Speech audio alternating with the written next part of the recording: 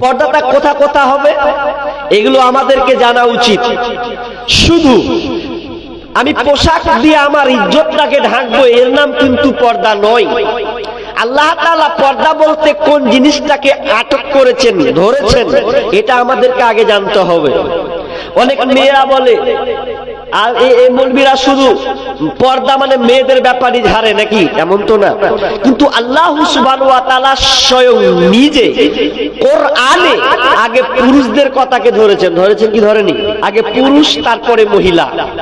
আগে পুরুষকে পর্দা করতে বলেছেন, তারপরে নারী মহিলাদেরকে পর্দার কথা বলা হয়েছে। কি পর্দা? আল্লাহ বলছেন বিসমিল্লাহির রহমানির রহিম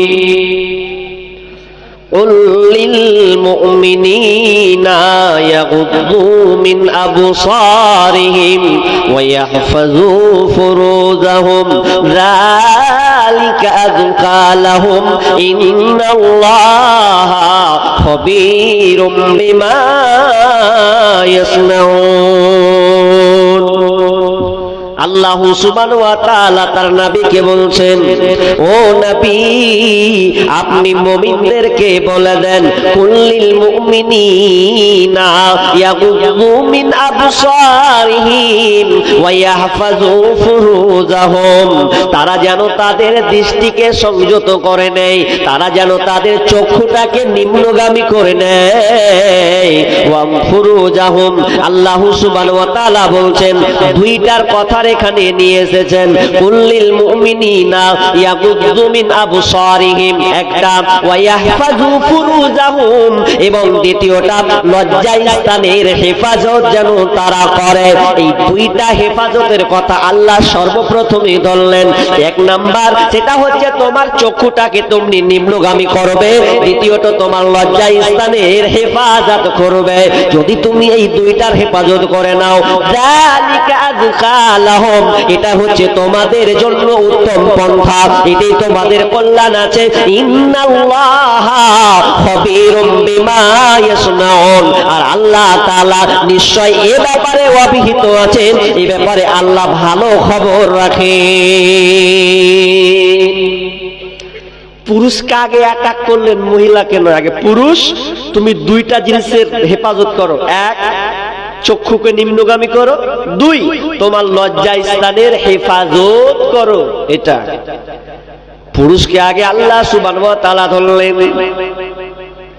এবার আলীকে আল্লাহ রাসূল বলছেন, ইয়া আলী লা তুযবিন নাযারাতান নাযারা ফাইন্না লাকাল উলা ওয়া লাইসাত লাকাল আখিরা। হে আলী আমার জামাই শোনো, যখন তুমি রাস্তা দিয়ে যাবে, আলী রে যখন তুমি রাস্তায় যাবে, তোমার চক্ষুটা প্রথম দৃষ্টিটা তোমার জন্য মাপ আছে। ইয়া আলী লা তুযবিন নাযারা, যখন কোন দৃষ্টি তোমার প্রথম পর্যায়ে চলে যাবে তখন তোমার জন্য মাপ। ওয়ালাইসাত লাকাল আখিরা, কিন্তু দ্বিতীয় দৃষ্টি যদি তোমার চলে যায় ওটা তোমার জন্য মাপ নয়, ওটা তোমার গুনাহ লিস্টে যাবে। আমরা রাস্তায় যাচ্ছি, এবার যেতে যেতে যেতে যেতে যেতে হঠাৎ মেয়ের দিকে চোখে যদি পড়ে যায়, কি করবেন? হতেই পারে আমি রাস্তায় যাচ্ছি, আপনি আমি যাচ্ছি, ছেলে মেয়ে সবাই একটা রাস্তায় চলাচল করছে, এখন আপনার দৃষ্টি মেয়ের দিকে যদি চান্স চলে যায়, যাবে না এমন কথা নয়, যাবে। আর যদি চক্ষুটা চলে যায় তো ওটা তোমার জন্য মাপ আছে, তবে প্রথম দৃষ্টি। অনেকে আবার বলে যে মৌলভী সাহেবরা বলছে কি, আসলে সব পুরুষের ব্যাপারে জানে না। কি জানে না মৌলভীরা? বলছে প্রথম দৃষ্টি। আমি এমন লোক যে আমি যখন দৃষ্টিতে যখন কোনো মেয়ের দিকে তাকাই তো আমার মনে ওই রকম চাহাত, মন কামনা, বাসনা ওগুলা কিছুই যাবে না। কথার কথা আপনাকে বলি, আমরা ছাত্র লাইফে যখন পড়তাম তো এক জায়গায় ঘুরতে গেছি, তো ঘুরতে ঘুরতে দু চারজন আছি, একজন বলছে, হ্যাঁ বলতো তোরা মেয়ে ছেলে দেখলে কেমন লাগে তোকে? তো কেমন লাগবে? একটা মেয়ের সৌন্দর্য যদি হাঁটে রাস্তা দিয়ে তোর খারাপ, চোখ নামাতে হবে, একটা দৃষ্টিকটু খারাপ হবে, এটা স্বাভাবিক। ও বলছে খ্যাপা, তাহলে তোরা বেলাইনে আছিস। হ্যাঁ কেন? বলছে আমি যখন পুরুষের মেয়ের দিকে যখন তাকাই তো আমার মনে কিছুই জাগে না, ওগুলো আমি কিছু মাইন্ড না। তখন আমি বলছি কেন মাইন্ডটা নিবি, তুই হিজড়া সাই। প্রত্যেকটা পুরুষের কাম বাসনা, একটা চাহাত বাসনা যাবেই। আল্লাহ তাআলা কেন বললেন যে তোমার দৃষ্টিকে নিচু করে নাও, আর প্রথম আলীকে কি বললেন, ইয়া আলী জামাই প্রথম দৃষ্টি চলে গেছে তো ওটা মাফ হবে, তুমি তারপরে নামিয়ে নাও। এক মৌলবি আলোচনা করতে করতে করতে করতে করতে এবার বলে যখন দিয়েছে যে একবারের বেশি তাকানো যাবে না, তোর ওয়ারে ওয়ারে আবার তাফসীর করছে। কি তাফসীর করতে হবে, মৌলবি যে বললে যে একবারের বেশি তাকাতে পাবি না, তো একবারের বেশি, একবার তো বলেছে একবারের বেশি তাকাতে পাবি না, তার মানে কি? একজন বলছে এক কাজ কর, যে মেয়েটা আসবে ওই মেয়েটাকে একবার ধরে জি ভরে তাকিয়ে চলে যাবো, একবারই ফেলবো না নিচে। ওটাও তাফসীর বুঝেছে, আর বলেছে কি আর শুনেছে কি না। প্রথম দৃষ্টি তোমার নারীর দিকে যখন চলে যাবে, সঙ্গে সঙ্গে সঙ্গে সঙ্গে তোমার চক্ষুটাকে নিম্নগামী করে নাও। যদি তুমি চক্ষুটাকে নিম্নগামী করে নাও, তাহলে দ্বিতীয় যে ধাপ, দ্বিতীয় যে স্তর আছে, ওটাকে তুমি ধৈর্য ধারণ করে নিতে পারবে, ওটাকে তুমি আটকে নিতে পারবে। তোমার লজ্জা স্থানের হেফাজত তুমি করতে, কন্ট্রোল করতে পারবে। এখন বলেন মৌলানা প্রতিদিন আলোচনা শুনি, কিন্তু কেমন করে যেন মেয়ের দিকে বারবার বারবার বারবার আমার নজর চলে যায়। একটা সৌন্দর্য, একটা সুন্দরী মহিলা গেলে চোখটা বারবার বারবার চলে যায়। এর জন্য রেজাল্ট কে আছে? একজন ছাত্র শিক্ষককে বলছেন, স্যার আপনি তো অনেক বিষয় নিয়ে আমাদেরকে পড়ান, তবে আমার কাছে একটা প্রশ্ন আছে, যে আমি যে মেয়েটাকে দেখি, ওই মেয়েটাকে দেখার সময় যেন বারবার মেয়েটার দিকে চলে যাই নজর, তো আমি এই নজরটাকে আমি কেমন করে হেফাজত করব, কেমন করে আমার আব্রুকে আমি কন্ট্রোলে রাখবো? তখন স্যার বলছে, বেটা এক কাজ কর, তুই যে মেয়েটার দিকে তাকাচ্ছিস তোর কোনো জায়গায় ত্রুটি আছে বলে দেখছিস, তাহলে কি করতে হবে? বলছে এক কাজ কর, তুই আমার কিছু কাজ করে দে, তাহলে বুঝতে পারবো, এর সমাধান তোকে আমি এখানে দিতে পারবো। উদাহরণটা ভালো করে শুনুন কি বলছে। ছাত্র বলছে, স্যার মেয়ের দিকে বারবার নজর যাই, এর সমাধান? সমাধান আছে। আচ্ছা তুই আমার জন্য এই হাফ কিলোমিটার যেতে পারবি তো চায়ের দোকান? কেন পারবো না বলেন? বলছে হাফ কিলোমিটার চায়ের দোকান যাব, তো ওই চায়ের দোকান থেকে তুই আমার জন্য এক গ্লাস দুধ নিয়ে আসতে পারবি? স্যার কেমন কথা বলেন, পারবো না মানে? দুনিয়ার কাজ করে ফেলে দিছি তো আপনার এই কাজ। হ্যাঁ পারবো, কিন্তু শোন শর্ত আমার দুইটা, আমার জন্য যে এক গ্লাস দুধ নিয়ে আসবি শর্ত তোকে দুইটা বেঁধে দিলাম। নাম্বার ওয়ান, এক নাম্বার শর্ত, যত দূর হাফ কিলোমিটার থেকে তুই আমার দুধ এক গ্লাস দুধ নিয়ে আসবি, নিচে এক ফোঁটাও ফেলতে পাবি না, নিচে এক ফোঁটাও তুই ফেলতে পাবি না। নাম্বার দুই, 2 নম্বর শর্ত, যদি এবং শুধু তাই নয়, যদি দুধটার নিচে কোনো ক্রমে এক ফোঁটাও পড়ে যায়, তাহলে দ্বিতীয় নম্বর তোকে শাস্তি প্রদান করা হবে। কেমন শাস্তি? এই স্কুল যে দেখছিস যত ছাত্র ছাত্রী আছে, এদের সামনে তোকে 100 বার কান উঠা বসা করতে হবে, এবং তোকে 50 বেত্রাঘাত 50 লাঠি তোকে মার খেতে হবে।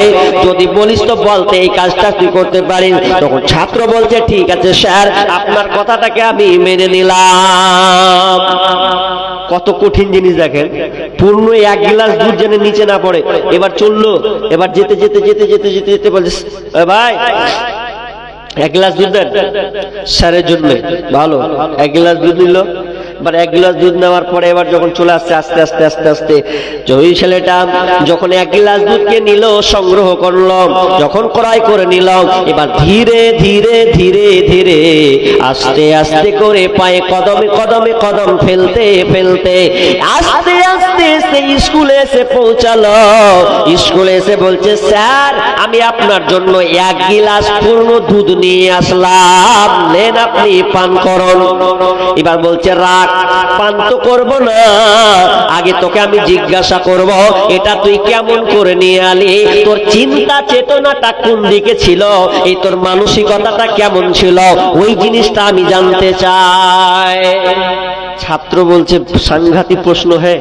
তখন বলছে, স্যার যখন আপনি আমাকে দুধটা আনতে বলেছিলেন, দুধ নেওয়া মাত্রই আমার মগজে, আমার ব্রেনে দুইটা জিনিস খেলেছে। নাম্বার ওয়ান, যদি এক ফোঁটা নিচে ফেলে দিই তাহলে মার শুরু হয়ে যাবে। এক ফোঁটা দুধ নিচে ফেলা যাবে না, শর্ত দিয়েছেন। এই জন্য আমি যখন রাস্তাতে আসছিলাম তখন আমি ধীরে ধীরে ধীরে ধীরে আস্তে আস্তে আস্তে করে এমন ভাবে যাচ্ছিলাম, না ডান দিকে দেখি না বাম দিকে দেখি, না পুরো উপর দিকে দেখি না পিছন দিকে তাকায়, বরং আপনার গ্লাসটার দিকে তাকায় আর রাস্তার সামনটাকে দিকে আমি লক্ষ্য করে। আর এইভাবে করে আমি আস্তে আস্তে আস্তে করে আপনার কাছে এসে পৌঁছালাম। তার কারণটা শুনেলেন? আপনি বলেছেন যদি এক গ্লাস দূরে যদি এক ফোঁটাও পড়ে যায় তাহলে আমাকে মারধর করা হবে, আমাকে অপমান করা হবে, আমাকে লোকের সামনে মান সম্মান হারাতে হবে। আমি মান সম্মান হারাবো না, মারও খেতে যাব না। এই জন্মের ভয়ে আমি আস্তে আস্তে করে আপনার কাছে এসে পৌঁছালাম। তখন মাস্টার বলছে, বেটা রে, এখানে তোর উত্তরটা আছে। তুই যে দুধ নিয়ে এসেছিস, কত সতর্ক অবলম্বন করেছিস রাস্তাটাকে, তুই তেমনি শুনে নে। তুই যখন রাস্তা দিয়ে যাস, তোর সামনে যখন বেগানা নারী পড়ে যাবে, কোন আপনার অপরিচিতা মেয়ে যখন সামনে আসবে, তখন তুই সোজাসুজি কি করবি? চক্ষুটাকে নামিয়ে নিবি। তুই রাস্তাতে আছিস আর ওপরে তোর মালিক আল্লাহ আছে, ওই আল্লাহ তোকে দেখছেন। তুই যদি তার চক্ষুটাকে বারবার ওই দিকে তাকাস, তাহলে তুই ভেবে নিবি যে আমি যে দেখছি তার মানে আল্লাহ তো আমাকে দেখছে। আর আল্লাহ দেখছে মানে আমাকে কিয়ামতের দিন আমাকে শাস্তি প্রদান করা হবে এবং সবার সামনে আমাকে লাঞ্ছিত অপমানিত করতে করা হবে। তাহলে আমার লাঞ্ছিত অপমান অপদস্থ না হয়, এই জন্য তুই যখন রাস্তাতে যাবি রে বেটা, তখন সাবধানে যাবি। জাহান্নামকে মনে করবি, শাস্তিকে সামনে নিয়ে নেবে। আল্লাহ আছেন এটাকে এক নম্বরে নিয়ে নেবে, তাহলে দেখবে তোর মধ্যে আর কোনো এই খারাপ দৃষ্টিকটু আসবে না। তাহলে আমরা যখন রাস্তা দিয়ে যাব তো রাস্তা দেখলে চক্ষুকে নিম্নগামী করতে হবে, এটা একটাই, চলবে না। কিন্তু আমরা কেমন যে আমরা নারী দেখলেই ওকে হুড়কি মারি, কার বেটি দেখ এই দেখ, মানে একবার হুড়কি মারে, দিকে হুড়কি মারে, দিয়ে খানিকক্ষণ গবেষণা করে নিলে যে কার বেটি কোন গ্রাম কোন পাড়া, এ নিয়ে এসে গবেষণা চললো, চাও খেতে ভেদার ভেদার ভেদার। তার মানে বুঝতে হবে ওর ভিতরে আল্লাহর ভয় নেই। যদি আল্লাহর ভয় থাকতো তাহলে এই যে হুড়াহুড়ি করতে আজকে ওরা না জালসা দিনে হুড়াহুড়ি করতে আসেনি, বুঝছেন? ও তো টার্গেট নিয়েছে যে আজকে কি জায়গাটার নাম দামাইপুর নাকি মোহনপুর, এই মোহনপুর গ্রাম, ও আগে 5 দিন আগে ভেবে নিয়ে যাবে মোহনপুর গ্রামে জালসা আছে আজকে। তো আজকে মজা নেবো না তো কখন নিবি? তো হুড়াহুড়ি আজকে হবে। ও 5 দিন ভেবে নিয়েছে আর খালাতো বহিন আর ফুফাতো বহিন আর চাচাতো বহিন আর গ্রামের বহিন সব ঘুরবে, আর ওখানে হুড়হুড়কে মারবে না। মিথ্যা কথা নয়। এখন নাহি মৌলানা বলবি, আমরা তো যুবক রাস্তাতে ঘুরেছি চলেছি। এক জায়গায় জালসা, মানে প্রায় 10 বছর আগেকার কথা, জালসা শুনতে গেছি। তো রাস্তা আছে অনেক পারাপার, চারদিকে মেলা, আর কি বলা, রাস্তা দিয়ে যাচ্ছি তো একজন সুযোগ নিয়ে এলেছে। কি সুযোগ নিয়েছে? বলছে মালা, ওকর বান্ধব প্রেমিকাটা কয়েছে হাজি হাকে মালা আলা লিয়ে দেবে না? খেপি তোকে লিয়ে দেবেন তো কাকে লিয়ে দেবো? ওরা বলা বলি করছে আর মালা লিয়ে এলেছে। আর মালা নিয়ে এমনকি লজ্জার মতন ভরে দে না, সোজা কোচা হাঁকে পড়িয়ে দিবা না। লোকের সামনে মালা কিনলো আর কিনে বলছে লাও তোমাকে গলায় দিলাম, বেহায়ার মতন একদম ওই মেয়েটাকে মালা পরিয়ে দিল জালসা দিন। কি খুশি! ও জালসা শুনতে এসেছিল, তার মানে ও পর্দা সম্পর্কে এখনো বুঝেনি, ও সচেতন হয়ে আছে। বন্ধু আমার কথাকে ভালো করে কান লাগান, যারা চারদিকে ছিটিয়ে আছেন, কানে আমার সাউন্ড এই মাইকের আওয়াজটা যাচ্ছে, ভালো করে নজর দেন। আমরা তো কেমন যুবক, কোন মেয়েকে যদি আমাদের হাতে রাখা হয় তাহলে আমরা মেয়েটাকে হেফাজতে রাখতে পারবো কিনা এর কোনো গ্যারান্টি নাই। এখন সমাজে ইমান পোকা পড়া হয়ে গেছে, পোকা লাগা ইমান হয়েছে। আল্লাহকে ভয় করি না, বরং কত আলেম ওলামা বলে বন্ধুরে, ও আমার ভাই, ওরে আমার বাপজি, ওরে আমার বেটা, ওরে আমার বন্ধু, কত আপনার আত্মীয় সম্পর্ক দিয়ে বুঝায় আলেমেরা, খবরদার মেয়ের সঙ্গে সম্পর্ক থাকলে ওটাকে কেটে দাও, রাখিও না, কারণ ওটা জেনার দিকে চলে যাবে। আর জেনার দিকে চলে গেলে তুমি তোমার পর্দাকে রক্ষা করতে পারবে না, তোমার ইজ্জতকে তুমি রক্ষা করতে পারবে না।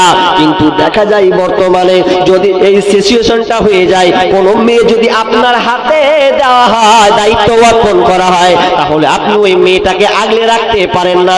সামান্য তো মোবাইলের মাধ্যমে আপনি 6-9 করে রেখেছেন, তাহলে আপনার মেয়ে, আপনার কোনো বেগানা নারীকে যদি আপনার খাতে দেওয়া হয়, তাহলে আপনি ওকে সুরক্ষিতভাবে রাখতে পারবেন না। বন্ধু আমার, বলতেছি ভালো করে কান লাগান। আপনার আল্লাহকে নেক বান্দা একটি কিতাব আছে উর্দু, ওখান থেকে আব্দুল্লাহ বিন ইদ্রিস একটি বই থেকে ওই ঘটনাটাকে নিয়ে এসেছেন। কি সেই ঘটনা? এমন একটা সময় ছিল যেই সময় কোনো যানবাহন সেই রকম চলতো না, নির্ধারিত একটা বাস কিংবা গাড়ি কিংবা বাহন ছিল চলতি, এরকম এত যানবাহন ছিল না, মোবাইলের কোনো ব্যবস্থাপনাও ছিল না। কিন্তু কত খাতারনাক, কত ভয়ঙ্কর ঘটনা। একজন মেয়ে প্রতিদিন বাড়িতে যায়, স্কুল যায়, স্কুল থেকে বাড়ি যায়, তার একটা বাস, ওই বাসে যায় আর আসা যাওয়া করে। কিন্তু দুঃখের খবর কি রে, রয়েছে মেয়েটা একদিন হঠাৎ করে তার কোনো ক্রমে বাসটা যখন ছুটে যায়, তখন সে এমন একটা কাজ করলো, কি হবে কি হবে, তখন একটা দোকানের পাশে বসে সে কান্না করছে। এত কান্না, তার চোখের পানি গল গল করে বইছে।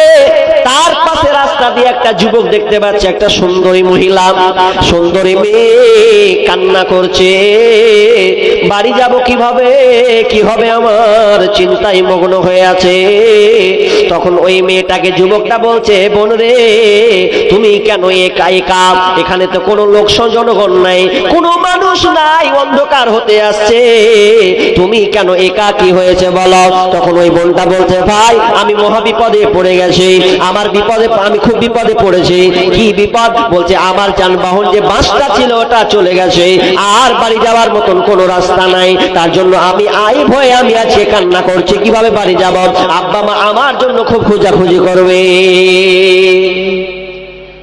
যুবক ছেলেটাও অপরিচিত, মানে ও ভাষা ভারী, মানে ভাড়া বাড়ি, ওই ভাড়া বাড়িতে নিয়েছে, ঘর একটা ভাড়া নিয়েছে, ওখানে নিয়ে থাকে, কাজ করে। তখন বলছে যে কি করি, মেয়েটাকে যদি রেখে দিই বোনটাকে, তাহলে তো যে কেউ আক্রমণ করবে, সেই সময়ের যুগ, মেয়ে একা পেলে কেউ ছাড়বে না, কি করা যায়? তখন ভাইর যুবক বলছে, বোন তুমি, আমি একটা কাজ করতে পারি, চলো রাতটা অন্তত আমার সঙ্গে কাটাবে, আমার বাসা মানে বাড়িতে থাকবে, আমার ছোট্ট একটা ঘর আছে, ঘরটায় তুমি থাকবে, আমি তোমার কোনো অসুবিধা হতে দেব না, তুমি আমাকে ভয় করিও না, তুমি আমাকে ভাই মনে করে না, আমি তোমার কিছু ক্ষতি হতে দেব না।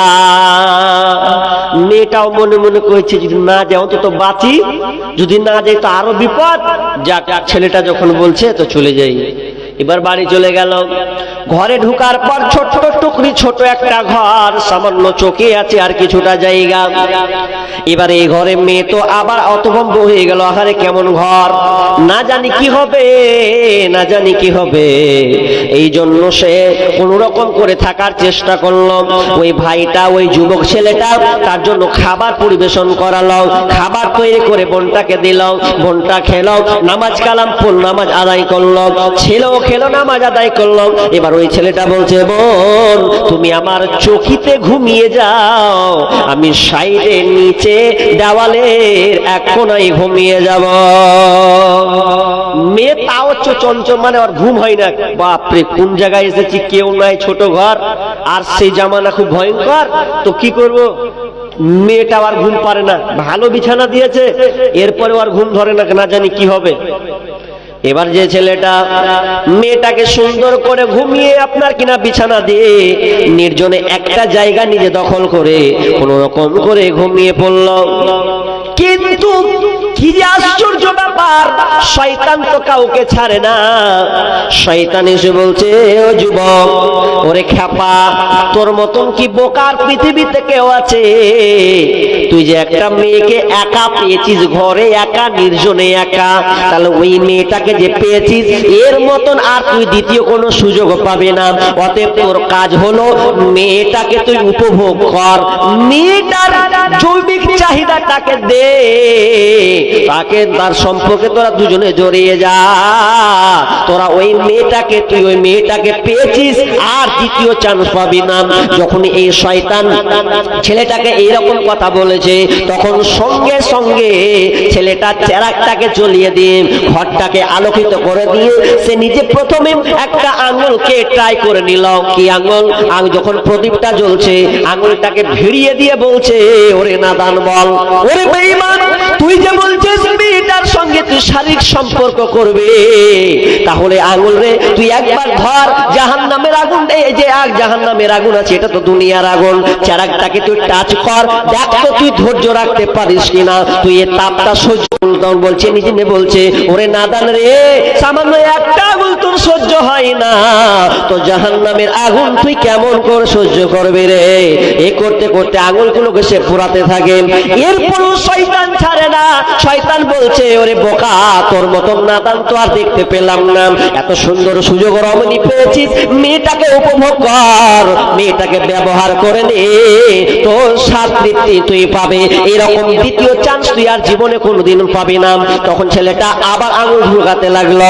শয়তান প্রচলনায় পড়তে পড়তে পড়তে এক পর্যায়ে ছেলেটা একটা নয়, দুইটা নয়, তিনটা নয়, চারটা নয়, পাঁচটা নয়, 10টা আঙুল পর্যন্ত সে পুড়িয়ে ফেলেছে। সারা রাত এইভাবে 10টা আঙুল সে পুড়িয়ে ফেলেছে। আর মেয়েটা কিন্তু সবকিছু তার দৃশ্য, তার কার্যকলাপগুলো কিন্তু দেখতে পাচ্ছে। মেয়েটা নীরবে সে শুয়ে আছে, কিছুই বলছে না। যেমনই ফজর হয়ে গেল, যেমনই সকাল হয়ে গেল, তখন ওই মেয়েটাকে নাস্তা দেওয়া হলো, খাবার দেওয়া হলো। এরপরে মেয়েটাকে বলছে, বোনু রে, চলো তোমার স্কুলে আমি পৌঁছে দিয়ে আসি। বোনটা তখন মেয়েটাকে নিয়ে গেল, নিয়ে ভাইটা যখন মেয়েটাকে নিয়ে গেল, নিয়ে যাওয়ার পর স্কুলে যখন রাখতে গেল, ওই সময় তার গার্জেন এসে ঢুকে গেছে। ওরে মা রে, তুই কোথায় ছিলি বেটি রে? তোকে তো খোঁজাখুঁজি করছিলাম। মেয়ে সব কিছু ঘটনা বলল। শুধু তাই নয়, এই কথাও বলল, আব্বা জান, এই ছেলেটা কত চরিত্রবান, কত ইজ্জতওয়ালা, কত আমানতদার ছেলে, সে আমার সঙ্গে কোনো খারাপ ব্যবহার করেনি আব্বা, বরং আমি ছেলেটাকে দেখেছি সে একটা নয়, দুইটা নয়, 10টা আঙ্গুল পর্যন্ত নিজের চেরাগে সে পড়িয়েছে। ছেলেটা খুব মজবুত, আমাকে খুব ভালো লাগলো। তখন বলছে যে তাই তো, কি করি? মেয়ের বাপ বলছে, আচ্ছা এক কাজ করি, তাহলে এত সুন্দর যখন ছেলে পেয়েছি, আমানতদার ছেলে, তাহলে এই ছেলেকে রাখা যাবে না, এক কাজ করো, ছেলেটার সঙ্গে তো আমার মেয়ে তোমার বিয়ে দিয়ে দেবো, রাজি? এক পর্যায়ে রাজি হলো, তাদের দুজনের বিয়ে দিয়ে দেওয়া হলো। আপনি কি বুঝলেন? একটা মেয়ে বেগানা নারী তার কাছে ছিল ঘরে, কতক্ষণ পর্যন্ত?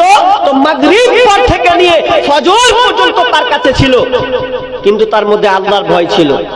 পর্দা কি জিনিস? আজকে আমরা সামান্যতম ছেলে মেয়েরা যদি একটা রং নাম্বার ঢুকছে, তো রং নাম্বার ঢুকতে যে যদি একটু মেয়ের আওয়াজ পাচ্ছে, হ্যালো, আর ভিড় ছিল আওয়াজ, হ্যাঁ, তা খোঁজ নিতে হবে, কালি কেটা ওটা ই করতে করতে, কি নাম তোমার? বলছে হ্যাঁ না মোমো। কোথায় লাগিয়েছিলা? বলছে না এটা লাগেনি তো, মুখ যাতে লেগেছে। ও হো, আচ্ছা আচ্ছা আচ্ছা, কি করেন গো? যে এই করি সেই করি। এ করতে করতে করছে, কেমন আছে? হ্যালো গেছে, হ্যালো গেল গেল গেল গেল গেল করতে করছে, একদিন আসেন না একটু দেখি। ওই দেখি করতে যে সব কিছু হয়ে গেছে। সামান্য মোবাইলের একটা আওয়াজে মেয়ের কণ্ঠস্বর। এবার আমি মেয়ের দিকে যাবো, এখানে যাইনি, আপনারা একটু পেন্ডিং এ থাকেন, মেয়েরাদেরকে একটু দিই, তারা দরকার আছে পর্দা।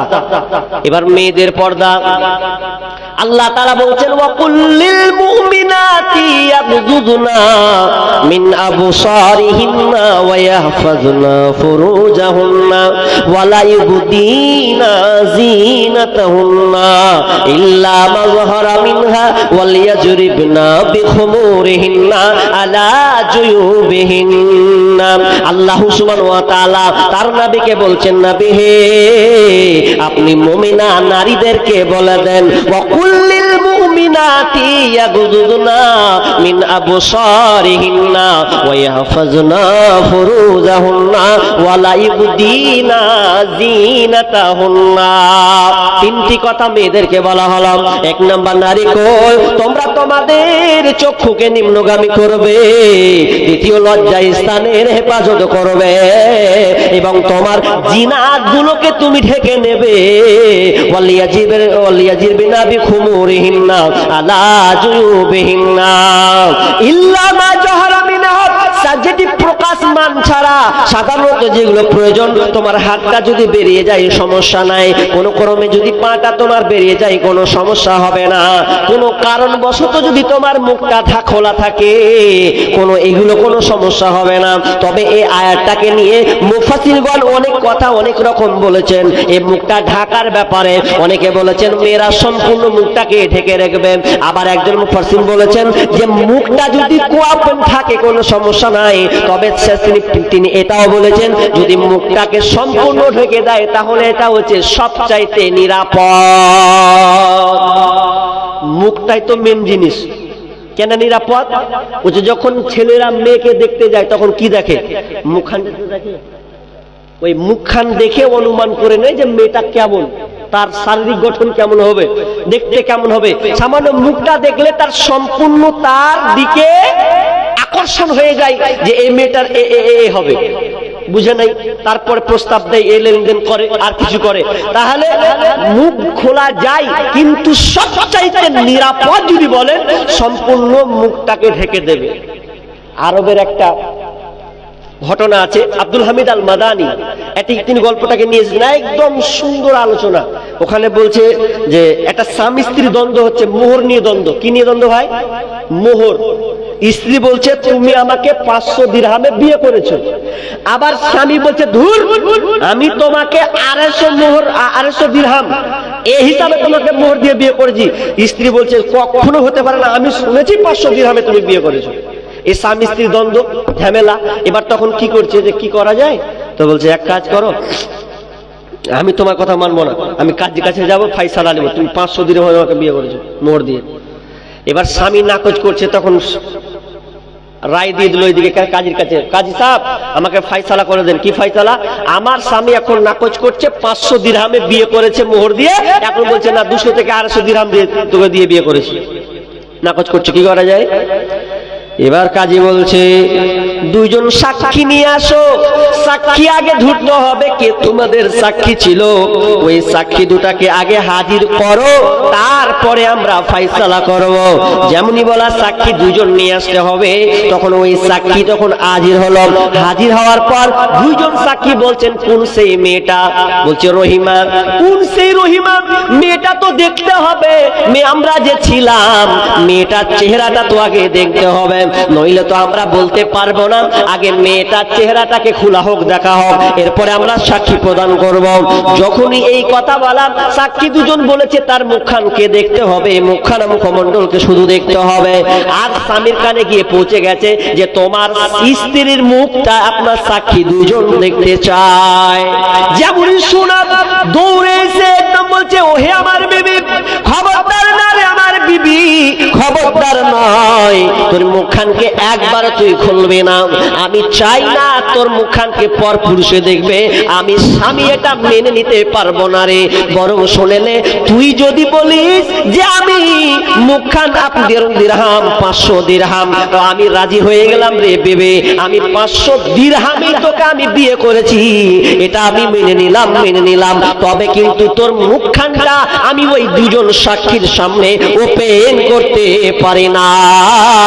আর যেমন বিবি এই কথা শোনা, তখন বিবিও সঙ্গে সঙ্গে বলছে কাজী সাহেব আর আমার স্বামীর কোনো ইনসাফ করতে হবে না, বরং আমি নিজে দেখেন আমার মোহরকে আমি মাফ করে দিলাম, স্বামীর আমি মোহর আর নেব না, ওটা আমি মাফ করে দিলাম। যেই স্বামী আমার জন্য ভাবে আমার চেহারা দেখাবে না পর পুরুষকে, এই জন্য সে 500 দিরহামকে কবুল করে নেয়, অতএব আমিও চাই আমার স্বামীকে আমি মাফ করে দিলাম।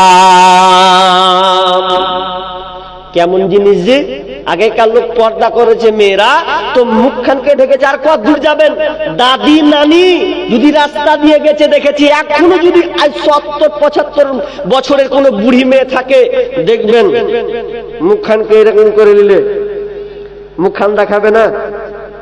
কেন গো?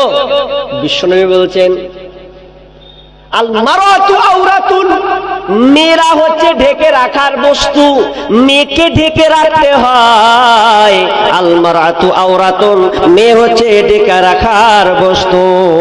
ফাইজা খরাজাত ইস্তাসরাফাহা শাইতান, বিশ্বনবী বলছেন যদি ওই মেয়েটা বেগানা নারী আপনার বেপরদা হয়ে সাজসজ্জা করে যদি রাস্তায় চলে, ওপেন হয়ে যদি মেয়েটা চলে, তাহলে ওই মেয়েটার দৃষ্টিকটুটা একটা পুরুষের দিকে আকৃষ্ট করবে, তার নজরে আকৃষ্ট হয়ে যাবে।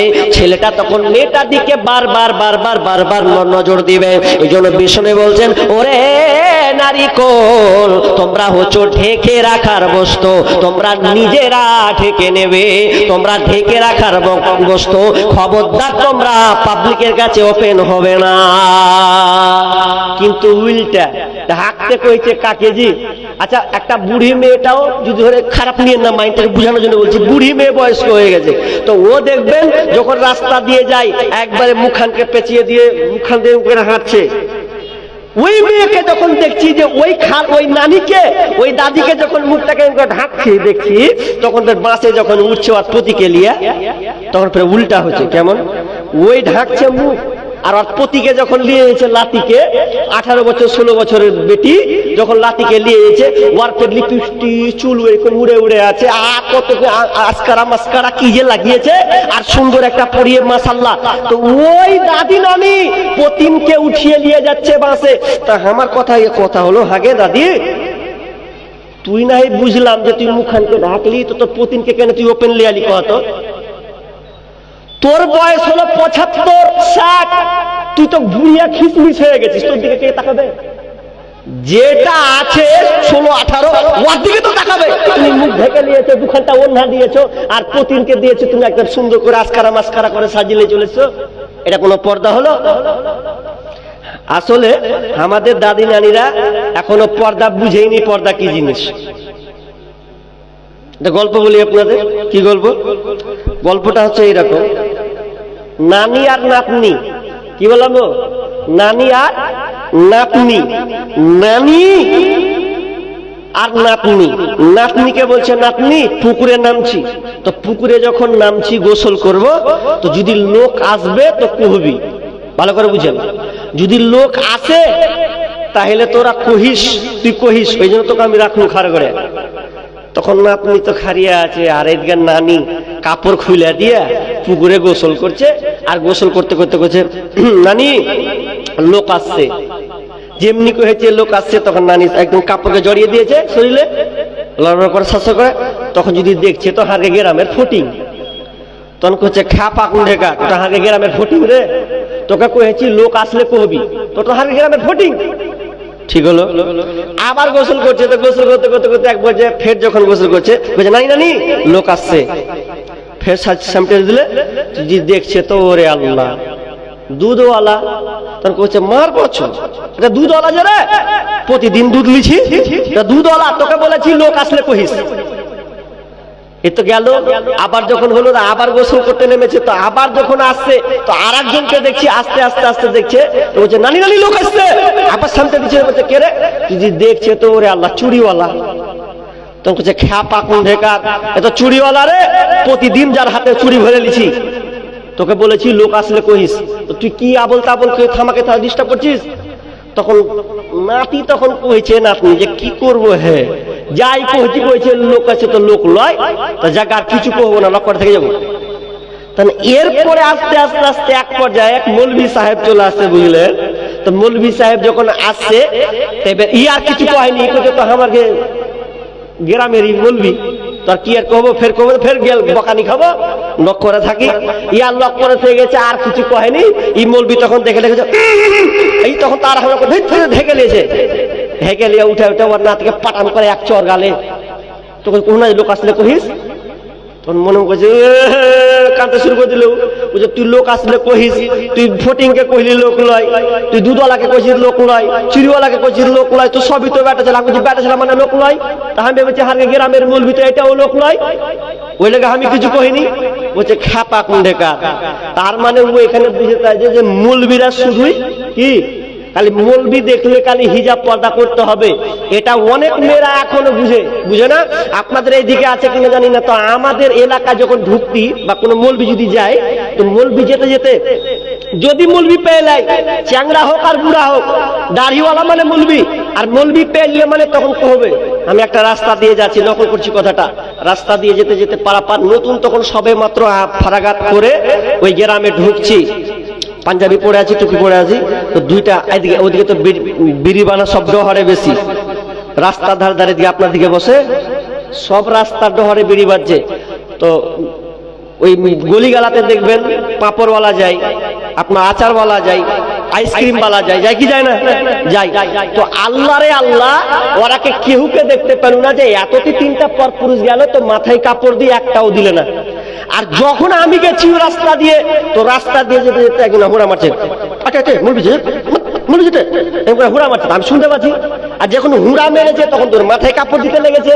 তো আমি আবার বলছি কেমন ফেরিয়াদের বুঝরে যে আমি গেলাম, তো আমাকে দেখে মাথায় কাপড় দিল, আর সামনে তিনটা পেপসিওয়ালা, পাঁপড়ওয়ালা আর আচারওয়ালা গেল, তো এরাকে দেখে কেউ মাথায় কাপড় দিল না।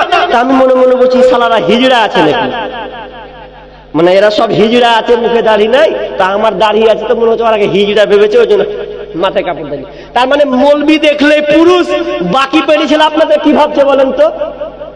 বলছি না খারাপ লাগছে শুনতে, কিন্তু কিছু বলার নেই, ওগুলোই ভাবছে। কিন্তু না, পর্দা ওটা নয়। পর্দা কেমন জিনিস, কেমন বলা হয়? দুইটা ঘটনা, বড় বড় দুইটা ঘটনা আছে, আমি এদিকে যাচ্ছি না, শেষে আপনাদেরকে ইঙ্গিত করে দেব। তো আল্লাহ তাআলা বলছেন তোমার লজ্জা স্থানে তুমি হেফাজত করবে, ইল্লা মা যাহারা মিনহা ওয়াল ইয়াজরিবিনা বিখুমুরিহিন্না আলা জুয়ুবিহিন্না, এবং তোমার মাথা থেকে নিয়ে বক্ষদেশ পর্যন্ত তোমার ওড়নাটাকে তুমি বইয়ে নাও। তাহলে আমাদেরকে মেয়েদেরকে পর্দা করতে হবে, তাহলে ছেলেদেরও পেলাম, মেয়েদেরও পেলাম, ছেলেদেরকে পর্দা করতে হবে, মেয়েদেরকে পর্দা করতে হবে। কিন্তু আজকে আমরা পর্দার গর্দানকে উড়িয়ে দিয়েছি। দায়িত্ব ছিল পুরুষের দায়িত্ব যে আমরা মেয়েদেরকে পর্দায় রাখবো, কিন্তু আমরা পর্দায় রাখি না। আর মা বোন যে কি ভেবেছে, বলছে যে অত পর্দায় থাকবো না, কিন্তু বিশ্বনবী বলছেন, মা আয়েশা নিজে বর্ণনা করছেন, আলাইকুন্না ফিল বাইতি ফাইন্নাহু জিহাদুন কুন, ওই মেয়েরা তোমরা ঘরে থাকবে, তোমরা স্বামীর ঘরকে দেখভাল করবে। যদি তোমরা এই স্বামীর ঘরকে দেখভাল করো, ফাইন্নাহু জিহাদুন কুন, তাহলে তোমরা জিহাদ করে, সংগ্রাম করে যে আপনার কিনা সবটা পাওয়া যাবে, যে নেকিটা পাওয়া যাবে। বোন, তুমি তোমার স্বামী ঘরটাকে যদি আগলে ধরে নাও, তাহলে তুমিও সেই জিহাদ সমপরিমাণ সবটা তুমি নেকি পাবে। মেয়েরা বাড়ি দেখভাল করবে। আর আল্লাহ কি বললেন? যে তোমরা ঘরের মধ্যে থাকবে, বের হবে না। আল্লাহ বলছেন বিসমিল্লাহির রহমানির রহিম, ওয়াকরনা ফি বুয়ুতিকুন্না ওয়ালা তাবাররাজনা তাবাররুজাল জাহিলিয়াতিল উলা। ওরে নারী কুল, তোমরা খবরদার ঘর থেকে বের হবে না, তোমরা নিজেদেরকে পথ প্রদর্শন করবে না, তোমরা সাজসজ্জা করে তোমরা বের হবে না। ওই জাহিলিয়াতের মতন, যে জাহিলিয়াতের সময় মেয়েরা সাজসজ্জা করে বের হতো, ওই রকম করে তোমরা বের হবে না। প্রয়োজনে একটা মেয়ে তার বাপের বাড়ি যেতে পারবে, প্রয়োজনে সে ডাক্তারখানা যাবে, প্রয়োজনে সে স্কুল যাবে, প্রয়োজন খাতিরে ও যেতে পাবে। কিন্তু আজকে মোটা বুদ্ধিরা, বুদ্ধিজীবী যারা রাজনীতিবিদ নিয়ে খেলাখেলি করছে, ওরা একটা সমাজকে বুঝাচ্ছে নারীদেরকে, এ নারী কই, তোমাদেরকে ইসলাম তোমাদেরকে দাবিয়ে রেখেছে, তোমরা কিছুই করতে পাবে না। ওই জন্য একটা ওরা স্লোগান দিয়েছে, আমাদের দেহ আমাদের মন, বাধা দিবে কেন অন্যজন, আমরা স্বাধীন, আমরা নারী, যা ইচ্ছা তা করতে পারি, স্বামীর কথা শুনবো না, ইসলামের কথা শুনবো না, বদ্ধ ঘরে থাকবো না, আমাদের দেহ আমাদের মন, বাধা দিবে কেন অন্যজন। স্লোগান দিছে কেন? থাকবো না। পর্দায় কে থাকে? পর্দায় কে থাকতে যাবে? দরকার নেই, পর্দার ভেতরে থাকবো না, কারণ পর্দা দিয়ে আমাদেরকে বন্দী করে রেখেছে। এটা হয়, এটা বাংলাদেশের একটা খাতারনাক মেয়ে আছে জানেন, মরেনি, বেঁচে আছে, আল্লাহ কেন যে ওকে টিকিয়ে রেখেছে জানি না। মেয়েটার নাম হচ্ছে তসলিমা নাসরিন। নাম শুনেছেন আপনারা? শুনেছেন তো? মারপিট খান দেখেছেন? গুগল সে সার্চ দেন ইউটিউবে, যে তসলিমা নাসরিনকে পিটছে কে কে, জুতার বাড়ি, ওগুলো সব পাবেন দেখতে। যদি না পান তো আমাকে দেখা করেন, আপনাকে সঙ্গে সঙ্গে দেখিয়ে দিই। ও তসলিমা নাসরিনকে যেদিন জুতা পিটা করে মারে ভারতে, এখনো ভারতে আছে, এটা দ্বিতীয় আবার তৃতীয় দফা দিয়েছে মনে হয়, তো ভারতেও এখনো আছে, আল্লাহু আলাম, জানি না বাকিটা কোথায় আছে। তো ওই তসলিমা নাসরিন পর্দার বিরুদ্ধে বলেছিল যে ইসলাম এমন যে নারীদেরকে তালাবন্দি করে রেখেছে, বরখার ভিতরে ভরে দিয়েছে। আর ওই তসলিমা নাসরিনকে দেখছি আবার বরখা পরে ভারতে এসেছে। বুঝেননি? যখন ওকে মারবে এলান করে দিল, যেখানে পাবি সেখানে পিট, ওকে যেখানে পাবি সেখানে মার। তসলিমা নাসরিন বল দেখছে যে বারে, তাহলে তো আমার মুখ দেখলে তো চিনে নেবে, আর যেখানে পাবে সেখানে আমাকে হত্যা করে দেও, মারবে, কি করব? তখন ওই তসলিমা নাসরিন বুদ্ধি ছক করলো না, যদি আমাকে বেড়া কাটা দিয়ে বার হতে হয়, বাংলাদেশ থেকে যদি ইন্ডিয়ান যেতে হয়, ভারতে আসতে হয়, তাহলে আমাকে এইভাবে যাওয়া চলবে না, বরং আমাকে পর্দার বরখার আশ্রয় নিতে হবে। যে বরখার দুর্নাম করছে ওই আবার বলছে যে না, কালো বরখা নিব, কালো বরখা নিয়ে মুখটা ঢেকে তারপরে আমি তার কাটা পার হয়ে ভারতে চলে যাব। চলে গিয়েছে, বুঝতে পারেনি যে নিজের মুখে পর্দাকে, বরখাকে ছোট করে দেখেছে, সে আবার পরনে পড়ে তারপর ওকে যেতে হয়েছে। কিন্তু আমার কথা হচ্ছে, ওরা নয় বলছে আমরা মুসলিম জাতি, আজকে আমরা মেয়েদেরকে কোন হালাতে রেখেছি বলতে পারবেন বুক ফুলিয়ে, যে আপনার মেয়েটা যখন স্কুলে যায় তখন আপনি বরখা দিয়েছেন? আর যদি বরখা দিয়েছেন কিন্তু আপনি আদব শিষ্টাচার দিয়েছেন? দেননি। একটা মেয়ে যদি বরখা পরে, তাহলে বরখা পরাটার নাম বরখা নয়, বরখা পর্দা পরাটার নাম বরখা নয়, যে বরখা পড়লো মানে পর্দা হয়ে গেল, এটা নয়। সম্পূর্ণ তাকে নৈতিকতা, তার আখলাক এবং তার ইসলামী জ্ঞান সম্পূর্ণ তাকে থাকতে হবে।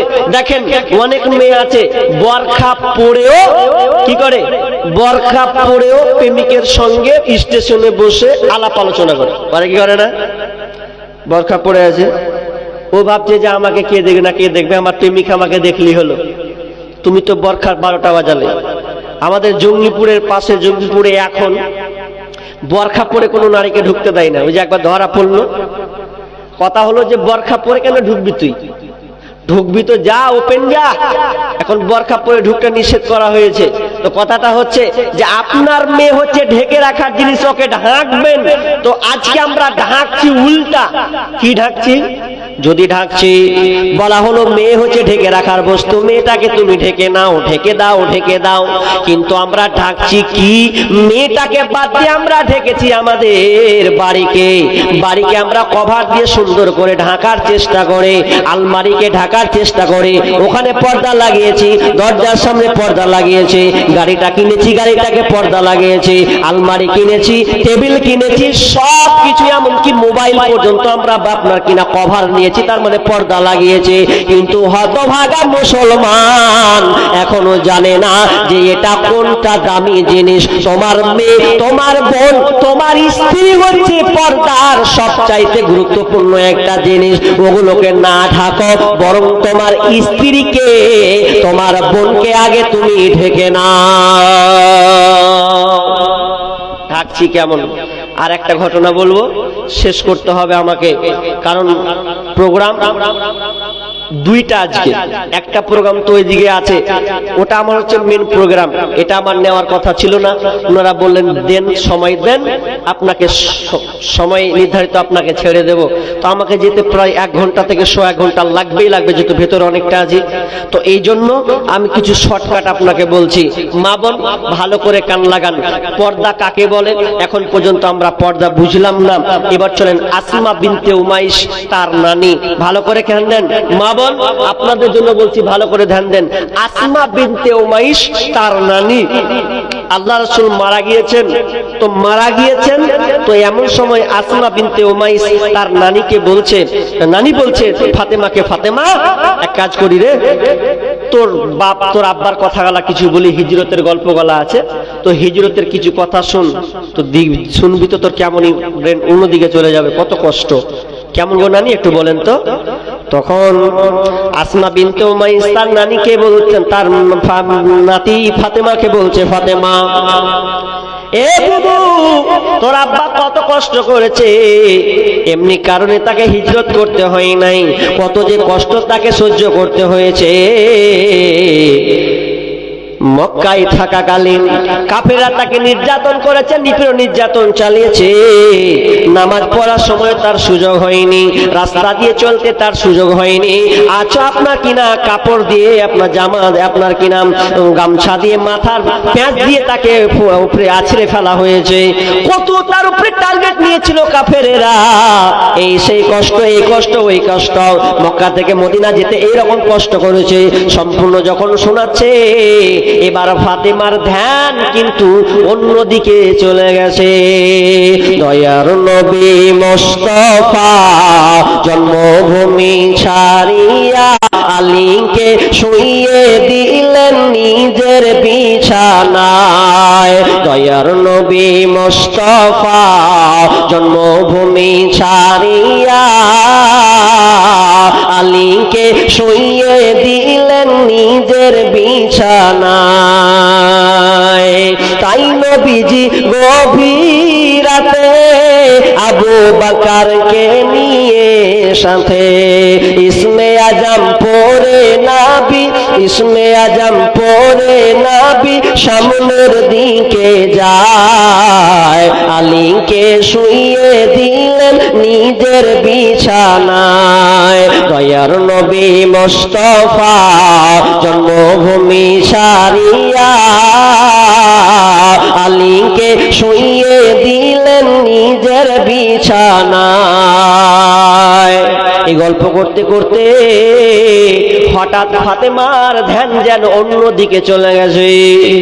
আসমা বিনতে উমাইস তার বুবুকে দেখে একটা হুড়া দিয়ে বলছে, নানি ধ্যান কেন তোমার অন্যদিকে? ফাতেমা চোখ দিয়ে পানি পড়ছে আর বলছে, নানি আব্বার কথা বলেছো তাই বলে আমার কান্না চলে এসেছে। শুধু তাই নয়, আব্বা যেদিন মারা যায় সেদিন আমার কানে কানে বলেছিল, বেটি ফাতেমা রে আর কান্না করো না, যেদিন আমি তো মারা গেলাম আমার 6 মাস পরে তোমার মত হবে, তোমার সঙ্গে আমার তার দিন মুলাকাত হবে, তুমিও আবার 6 মাস পর মারা যাবে। এই কথাটা আমার আব্বার কথাটা আমার দিলে লেগেছে। ও নানি, আমি আর বেশি দিন থাকবো না, আমার আব্বার কথাটা বলা কয়েক মাস হয়ে গেছে, আর কয়েকটা দিন যেন আমার কাছে সামনে আছে। অতএব নানি আমার, আমি যেদিন মারা যাবো গো নানি, আমার এই লাশটা নিয়ে আমি টেনশনে পড়ে গেলাম। কি টেনশনে পড়লে তুমি? বলছে, নানি আমি যে মারা যাব, মারা গেলে তো মানুষ আমাকে দেখতে আসবে, লাশ তো হয়ে যাব আমি, কিন্তু যতদিন আমি বেঁচে আছি ততদিন পর্যন্ত কোনো বেগানা নারী, কোনো বেগানা পুরুষ আমার দিকে দেখার সুযোগ পায়নি। আমার দেহ স্বাস্থ্য ব্যাপারে তারা অসচেতন, আমার কথা পর্যন্ত আমি পর্দার মধ্যে রেখেছি। আমি কত মোটা, আমি কত পাতলা, ধলো না কালো, এটা আমি কাউকে বুঝতে দিই নাই। কিন্তু নানি যেদিন আমি মারা যাব রে, সেদিন তো সবাই আমাকে দেখে নেবে, ফাতেমা কত ফুট লম্বা হবে, তার চেহারাটা কেমন, এটা তো সবাই আমাকে দেখে অনুধাবন করে নেবে। আর এই জিনিসটা আমার সামনে এসেছে গো নানি, এই জন্য আমি টেনশনে পড়ে গেলাম। মা বোন, ফাতেমার চিন্তাধারা দেখেন যে আমি তো মরিনি, কিন্তু মরে যে যাব, কটা দিন বাকি আছে, তো আমি তো লাশ, আর লাশ মানে আর কিছু নড়াচড়া করতে পারবো না, কিন্তু পর পুরুষ তো আমাকে দেখতে আসবে, আর দেখতে যখন আসবে তখন তো আমার চেহারা দেখবে, আর না আমার বডি তো দেখবে, মেপে নিবে ওরা যে আমি এত ফুট লম্বা, এতটা চওড়া, সব কিছু তো তারা টের পেয়ে যাবে। তো আমার আর ভাল লাগে না, কি হবে আমার, কি হবে আমার। হাজি একটু বুঝেন, একটা মানুষ মরেনি, মরবে তো লাশটা তার কেমন থাকবে এ নিয়ে টেনশন। আর আপনাদের মেয়েরা, আপনার স্ত্রী, মা বোন যারা আছেন, ওদের নেচার দেখেন, বেঁচে আছে অথচ বেপরোয়া হুড় বেঢঙ্গার মতন ঘুরছে, টেনশনই নাই, চিন্তাই নাই। আর ফাতেমার চিন্তা দেখেন, মরেনি অথচ তার টেনশন লাশটা কেমন থাকবে। তখন আসমা বিনতে উমাইস বলছে, নানি থাম থাম থাম, তোর একটা উপকার কর। কি উপকার? তোর উপকার করব। তুই যেদিনকে মারা যাবি, আল্লাহ যদি আমাকে বাঁচিয়ে রাখে, তুই যেদিনকে মারা যাবি আমি দায়িত্ব নিলাম। কি দায়িত্ব? তুই যখন মারা যাবি আমি সম্পূর্ণ দায়িত্ব নিলাম তোর লাশটাকে আমি কিভাবে রাখবো। শুনলে নানি, ওরে আমার বুবু শুনে লাও, টেনশন করিও না। তুমি যখন মারা যাবে আমি চারদিকে গম্বুজ পুঁতে দেব, পূর্ণ বড় একটা সাদা কাফন দিয়ে আমি তোমাকে ঢেকে দেব, কেউ টের পাবে না। যদি কেউ এসেও যায় তাহলে তোমাকে অনুমান করতে পারবে না। তুমি তো সাদা কাফনে থাকবে এবং বড় করে একটা চারটা আপনার কিনা কোন লাঠি পুঁতে দিয়ে, গম্বুজ পুঁতে দিয়ে আমি তোমাকে সুন্দর করে ঢেকে দেব রে নানি। এটা নিয়ে তুমি আর টেনশন করিও না। যখন এই কথা বলা সঙ্গে সঙ্গে ওই ফাতেমা বলছে, বাবু আল্লাহ যেন তোমাকে হেফাজতে রাখে। সাবধানে থাকি গো নারী পর্দার আড়ালে, সাবধানে থাকি গো নারী পর্দার আড়ালে। হাদিসে হারাম বলে অন্য দেখিলে, সাবধানে থাকি গো মা বোন পর্দার আড়ালে। শোনো নারী কোরআনের বাণী, যেও না গো পর্দা ছাড়ি, সুপারিশ করবেন না নবী দায়স হইলে। সাবধানে থাকি গো মা বোন পর্দার আড়ালে।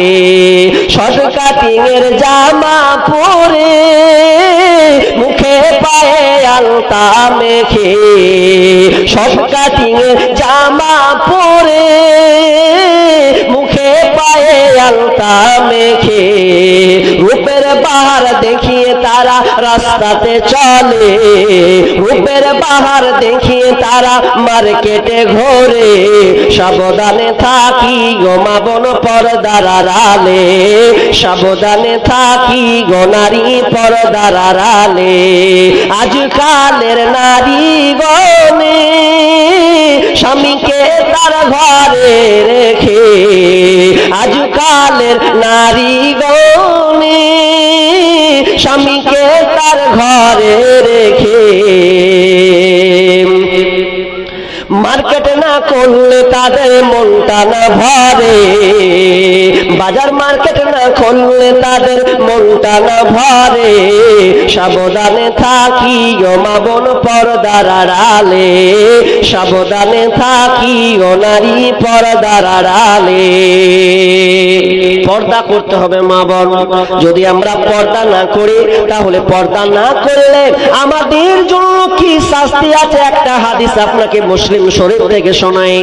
রাবী হচ্ছেন আবু হুরায়রা, তিনি বলছেন বিশ্বনবী বলছেন, নিসাউন কাসিয়াতুন আরিয়াতুন মুমিলাতুন মাইলাতুন রুসুহুন্না কাসনিমাতিল বুখতিল মাইলা লা ইয়াদখুলুল জান্নাতা ওয়া লা ইয়াজিদনা রিহাহা ওয়া ইন্না রিহাহা লা ইউজাদু মিন মাসিরাতি কাযা ওয়া কাযা। বক্তা আছে কি? চলে আসেন তো। নারীকুল যারা আমরা বেপর্দা হয়ে চলি, পর্দা করি না।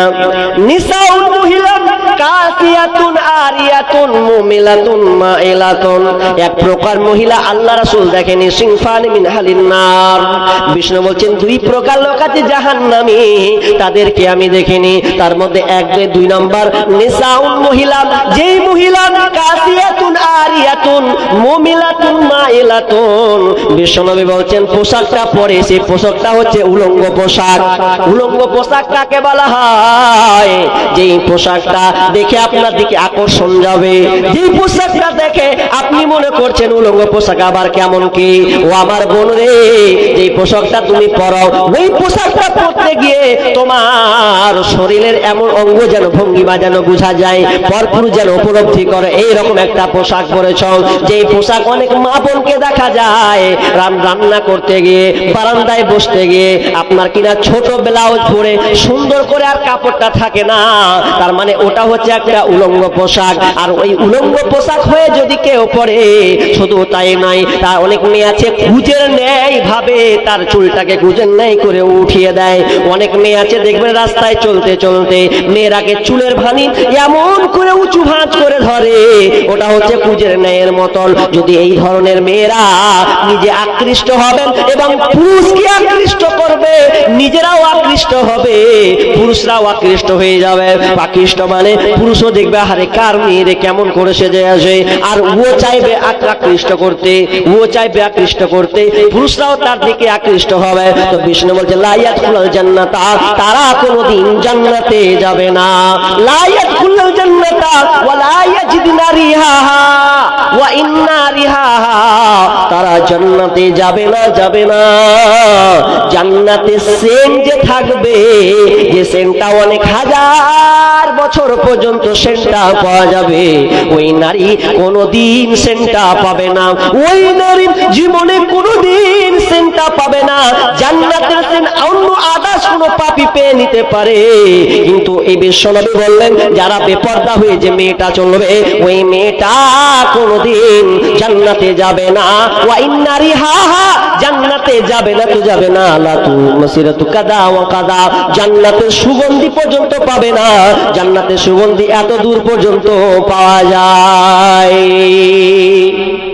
তাহলে অপরাধীটা কে? কারা জাহান্নামী?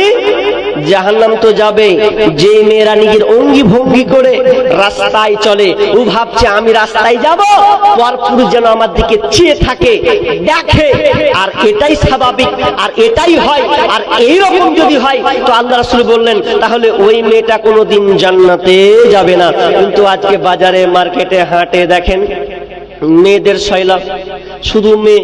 ঘাটে যাবেন মেয়ে, বাজারে যাবেন মেয়ে, মার্কেটে যাবেন মেয়ে, কলেজ স্কুল যান, সব যদি আপনি খাতায় দেখতে যান তো বেশিরভাগ দেখবেন মেয়ে, নারী আর নারী। কিয়ামতের আলামত এসে গেছে, তাই তো ঘরের নারী রাস্তায় নেমেছে। কিয়ামতের আলামত এসে গেছে, তাই তো ঘরের নারী রাস্তায় নেমেছে।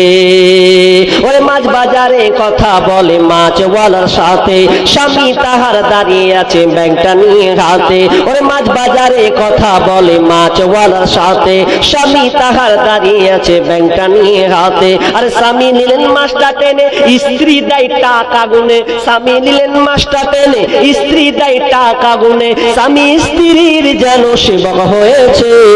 কিয়ামতের আলামত এসে গেছে, তাই তো ঘরের নারী রাস্তায় নেমেছে। কিয়ামতের আলামত এসে গেছে, তাই তো ঘরের নারী রাস্তায় নেমেছে। ওরে হাট বাজারে মার্কেটে যান দেখবে শুধু নারী, কেউ বা আবার সেজে কুজে করছে দোকানদারি। মেয়ের বাজারে দেখবেন মেয়েদেরকেও দোকানদার বানায় কি বানায় না?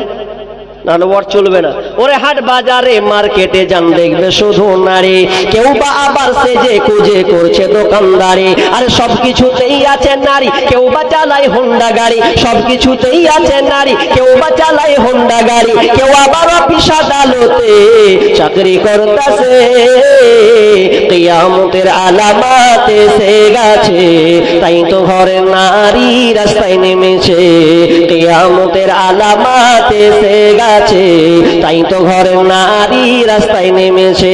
ওরে বরখা পরা বরখা চারা হাট বাজারে ঘোরে তারা। ওরে বরখা পরা বরখা চারা হাট বাজারে ঘোরে তারা। কেউ বা আবার বরখা পরে টাই ফিট করে রেখেছে। কিয়ামতের আলামত এসে গেছে, তাই তো ঘরের নারী রাস্তায় নেমেছে। কিয়ামতের আলামত এসে গেছে, তাই তো ঘরের নারী রাস্তায় নেমেছে। ওরে নারী রূপে নারী বসাই কলঙ্কেরই দাগ, কারণ তারা চলতে চায় সমান করে ভাব। ওরে নারী রূপে নারী বসাই কলঙ্কেরই দাগ, কারণ তারা চলতে চায় সমান করে ভাগ। আরে স্বামীর কথা শুনবো না, বদ্ধ ঘরে থাকবো না। ইসলামের কথা শুনবো না, বদ্ধ ঘরে থাকবো না। তাই তো বুবু চলতে গিয়ে ধর্ষিতা হয়েছে। কিয়ামতের আলামত এসে গেছে, তাই তো ঘরের নারী রাস্তায় নেমেছে। কিয়ামতের আলামত এসে গেছে, তাই তো ঘরের নারী রাস্তায় নেমেছে। আজকে বর্তমান সভ্যতা এমন হয়ে গেছে, যত কাপড় গোছাতে পারবে, যত কাপড় ছোট করতে পারবে, তত সভ্যতা তত ভালো। হ্যাঁ জি, যত কাপড় গোছাবে তত যদি সভ্যতা হওয়ার থেকে কুকুর অনেক ভালো। যদি সভ্যতা এটাই শিখায় যে কাপড়কে ছোট করতে হবে স্কুল কলেজে চাকরিতে, তাহলে আমি বলি কুকুর তার চেয়ে অনেক ভালো। আর কুকুর তো ওপেন পুরো খুলে রেখেছে। কি সমাজকে বুঝাতে চাও? না, আপনাকে পশ্চিমা কালচার রীতিনীতি এগুলোকে ত্যাগ করতে হবে। আপনার মেয়েকে আপনি দ্বীনি শিক্ষা দেবেন, শুধু পর্দার বরখার মধ্যে আবদ্ধ রাখলে হবে না। ওই মেয়েকে বরখার পাশাপাশি আপনি তার মধ্যে তার ভিতরে ইলম ইসলামী জ্ঞান দিবেন। আজকে বেপর্দা হচ্ছে কেন?